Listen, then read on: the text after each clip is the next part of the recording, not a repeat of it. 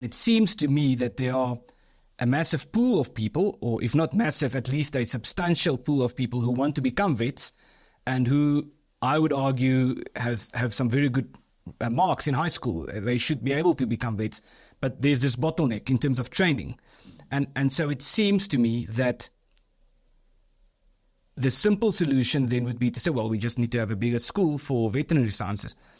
But I think it does seem that the problem is a bit deeper than that. There's also there's a lot of concerns about political interference and racial quotas and things like that. So can you just remark on this bottleneck, and why isn't it as simple as just opening up the bottleneck?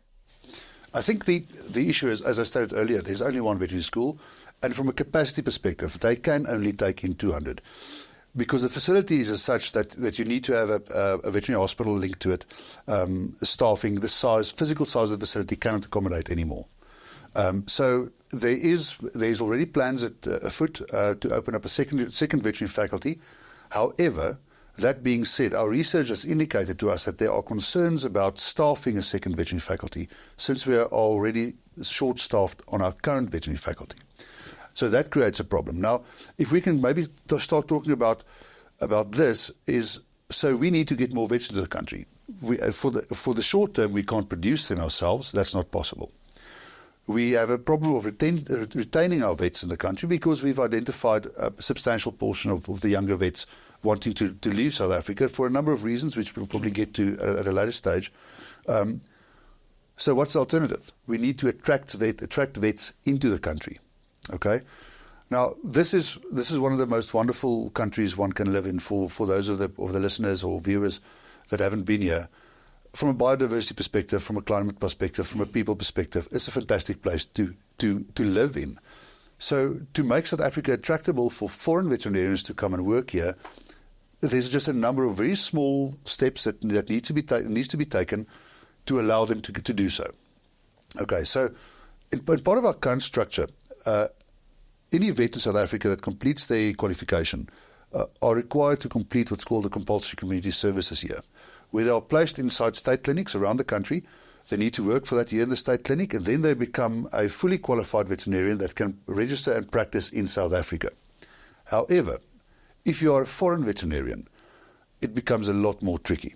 Okay, but what happens then is, firstly, you need to, if you're not one of several universities in the world that has a reciprocal agreement with our South African Veterinary Council, you will need to write an exam. Okay? And I agree with that completely. We can't just let any veterinarian in the country trained anywhere come and work in a critical space such as food safety and security. Yeah, quality control. We need to maintain the standards. I mean, honest to put, is one of the most highly regarded qualifications in the world, and we need to maintain the standards of vets that we allow to work in our industry.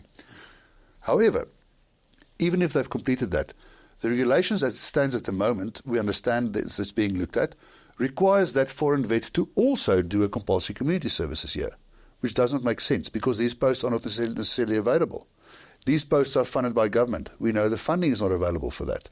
So, can I just say it's the same problem with medicine, with young doctors that have to go through that process, and exactly creates a bottleneck. Exactly the same problem. So if we're able to, for instance, there are a number of universities in the UK that South Africa has a reciprocal agreement with.